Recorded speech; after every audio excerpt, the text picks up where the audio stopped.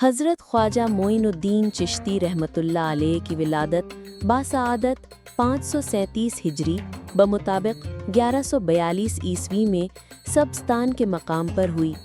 آپ نورانی پیشانی اور نیک اتوار کے مالک تھے۔ بچپن ہی سے کھیل کود سے دور رہے اور 9 برس کی عمر میں قرآن مجید حفظ کر لیا۔ پھر تفسیر، حدیث اور فقہ کی تعلیم حاصل کی اور قلیل مدت میں کثیر علم حاصل کیا۔ جب آپ کی عمر 15 برس ہوئی تو والد گرامی کا انتقال ہو گیا۔ وراثت میں ایک باغ اور ایک پنچکی ملی، لیکن اللہ نے آپ کو دنیا کے باغات کے بجائے دلوں کی باغبانی کے لیے چنا تھا۔ ایک دن حضرت ابراہیم قندوزی نامی بزرگ نے آپ کو لقمہ دیا اور دل کی دنیا بدل گئی۔ آپ نے باغ اور پنچکی بیچ کر فقراء میں تقسیم کر دی اور تلاش حق کے سفر پر روانہ ہو گئے۔ آپ نے حضرت خواجہ عثمان ہارونی کے دستے مبارک پر بیعت کی اور 20 سال تک خدمت کی۔ پھر مرشد کے ساتھ خانہ کعبہ پہنچے۔ وہاں دعا کے دوران ندا آئی، ہم نے معین الدین کو قبول کیا، اور روضہ رسول صلی اللہ علیہ وسلم پر سلام عرض کیا تو جواب ملا، وعلیکم السلام یا قطب المشائخ بر و بحر۔ یہی وہ لمحہ تھا جب آپ کو روحانی خلافت عطا ہوئی اور بعد میں خوشخبری دی گئی کہ ہندوستان کی ولایت ہم نے تجھے عطا کی۔ خواجہ غریب نواز کی زندگی کرامات سے بھری ہوئی ہے۔ ایک بار آپ نے ایک بچے کو دیکھ کر فرمایا، یہ لڑکا ایک دن دہلی کا بادشاہ ہوگا۔ وہی بچہ آگے چل کر سلطان شمس الدین التمش بنا۔ کہا جاتا ہے کہ آپ ہر سال روحانی طور پر کعبے کی زیارت کرتے اور فجر کی نماز اجمیر میں ادا فرماتے۔ مدینہ منورہ سے وہ عاشق صادق بغداد پہنچا، جہاں کچھ دنوں مشائخین وقت سے صحبتیں رہیں۔ پھر 586 ہجری یا 1190 عیسوی کو بقصد اجمیر بغداد سے عازم سفر ہوا۔ دوران سفر چشت، خرقان، جنہا، کرمان، استراباد، بخارا، تبریز، اصفہان، ہیرات، سبزہ وار ہوتا ہوا بلخ پہنچا، جہاں کچھ ایام شیخ احمد خضرایہ کے یہاں قیام کیا۔ پھر بلخ سے روانہ ہو کر سمرقند ہوتا ہوتا غزنین پہنچا۔ یہاں شمس العارفین عبد الواحد سے ملاقات کی اور کچھ دنوں روحانی صحبتیں گرم رہیں۔ پھر اپنے روحانی قافلہ کے ساتھ لاہور پہنچا۔ حضرت ابو الحسن علی بن عثمان حجویری المعروف داتا گنج بخش علیہ رحمہ کے مزار اقدس پر حاضری دی اور روحانی فیوز سے مالا مال ہوا۔ جب روانہ ہونے لگا تو مزار مبارک پر یہ شعر پڑھا، گنج بخش فیض عالم مظہر نور خدا، ناقصہ را پیر کامل کاملہ را رہنما۔ لاہور سے سمانہ ہوتا ہوا ہندوستان کی راجدھانی دلی پہنچ کر راجہ کھانڈے راؤ کے راج محل کے سامنے ایک بتکدی کے پاس قیام کیا اور اپنے اعلیٰ اخلاق و کردار، سادہ مؤثر نصیحتوں سے راج کھانڈے راؤ کے کاریگروں اور بہت سے راجپوتوں کو کلمہ اسلام پڑھنے پر مجبور کر دیا۔ لوگ جوق در جوق آنے لگے اور اسلام کا نور پھیلنے لگا۔ دیکھتے ہی دیکھتے دلی کی سرزمین پر مسلمانوں کا ایک وسیع حلقہ تیار ہو گیا۔ چونکہ اس مرد مجاہد کی منزل مقصود اجمیر تھی، اس لیے اپنے خلیفہ حضرت قطب الدین بختیار کاکی رحمت اللہ تعالی علیہ کو دلی میں خلق خدا کی ہدایت کے لیے چھوڑ کر اعظم اجمیر ہو گئے۔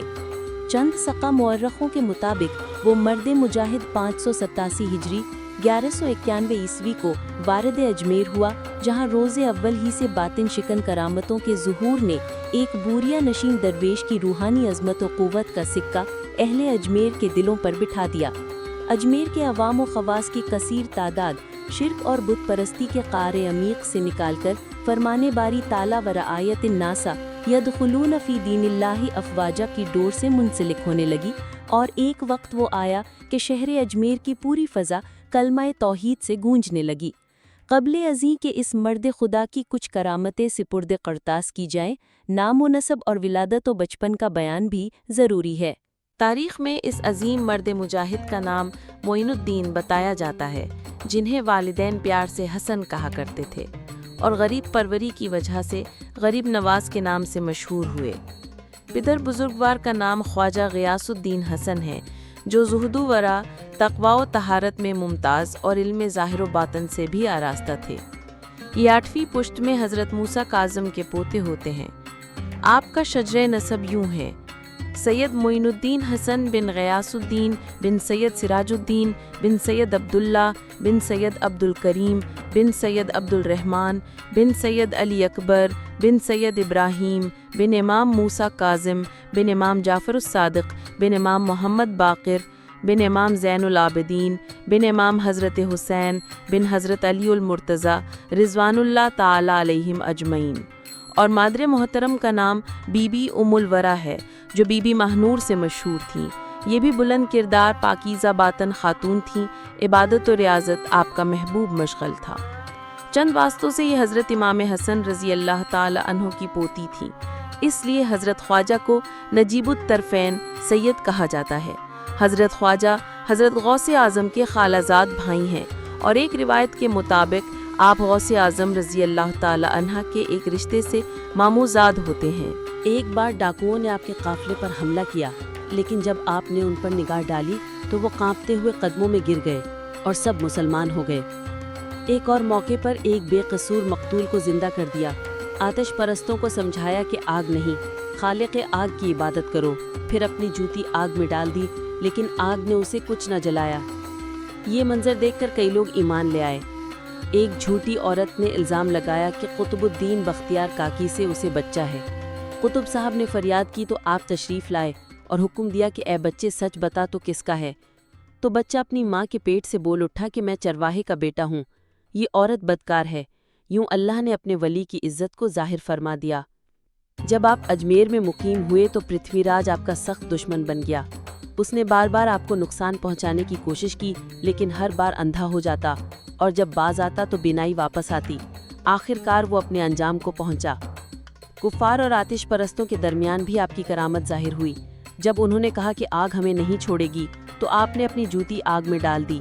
دیر تک آگ میں رہی، لیکن بال برابر بھی نہ جلی۔ یہ دیکھ کر کئی لوگ اسلام لے آئے۔ خواجہ کی ایک اور مجلس میں دوسرے اولیاء نے کرامتیں ظاہر کی۔ کسی نے سونا نکالا، کسی نے لکڑی کو سونے میں بدل دیا، مگر آپ نے صرف 4 جو کی روکیاں نکال کر ایک فقیر کو دے دیں۔ گویا آپ کی اصل کرامت عاجزی اور خدمت خلق تھی۔ خواجہ غریب نواز رحمۃ اللہ علیہ کی پوری زندگی اللہ کی محبت، عاجزی اور انسانیت کی خدمت کا درس دیتی ہے۔ آج بھی ان کی تعلیمات کروڑوں دلوں کو روشنی عطا کر رہی ہیں۔